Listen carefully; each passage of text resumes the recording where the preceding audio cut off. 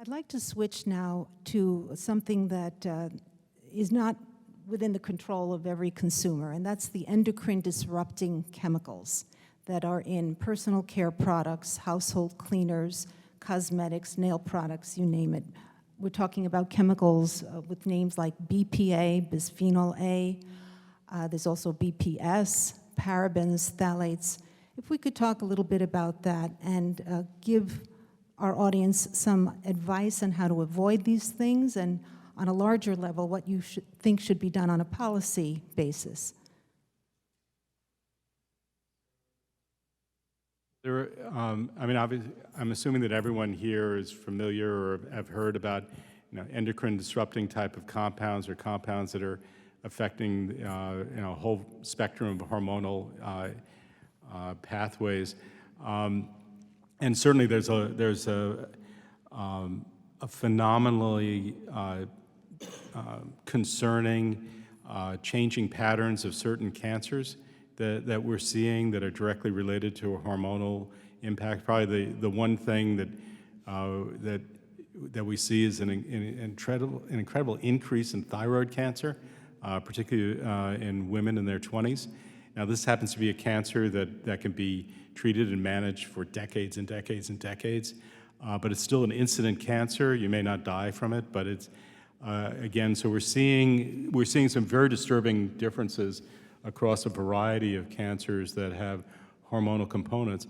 I'm going to leave it to my other colleagues to address some of the issues, but certainly what I've certainly noted in the areas of the world that I work in is that all of those containers that we no longer use because they are BPA contaminated, where do you think they got sent?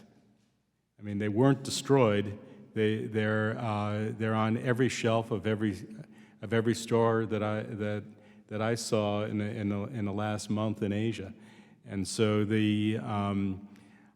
so our concern has actually led to a huge transport of a lot of those containers, a lot of those contaminated things that may be out of our environment, but they have been transshipped globally to other places.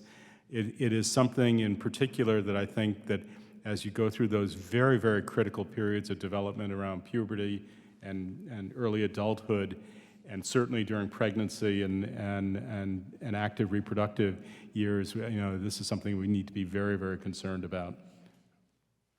Thank you. And Dr. Cohen?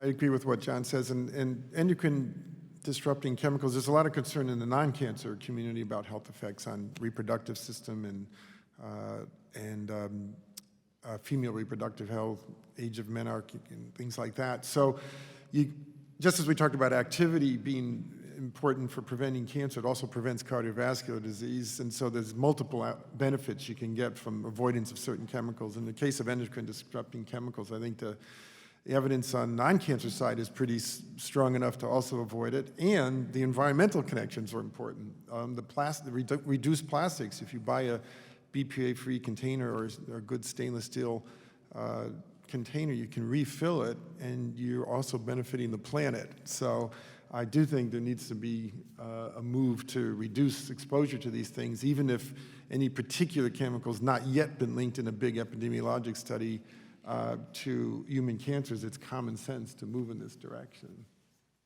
Thank you. Dr. Cohen, is there anything that consumers can look for on packages to avoid these substances? So how to protect ourselves? So plastics, as you heard, and unfortunately there is a huge recognition of BPA and the potential harms of BPA, and it's actually been removed from all baby products and less so for adult products, but we're willing to protect the babies of our society, and so we should try and, of course, avoid BPA. And Dr. Cuomo mentioned BPS. So BPS is now a replacement product, and the harms of some of these replacement products to keep plastics soft may be as harmful or more harmful, and they certainly haven't been studied. So trying to avoid plastic in whatever way you can, and unfortunately so many things are stored in plastic that are then put into other containers, so you don't ultimately know. But if it's stored in plastic and you are going to consume it, it's ideal to look to another product. Products like parabens and anything in your cosmetics or personal care products that ends in bens, you want to try and avoid. Triclosan that is labeled on products is another product that you want to try and avoid. Fragrance is this term that's often on personal care products, and it is classified as an endocrine disruptor as well.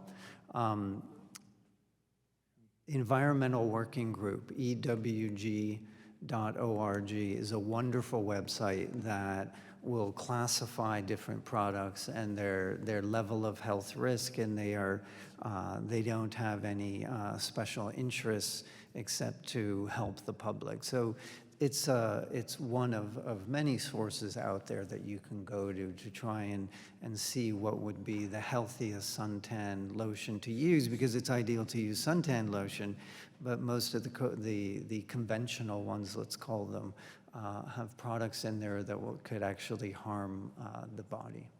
Thank you.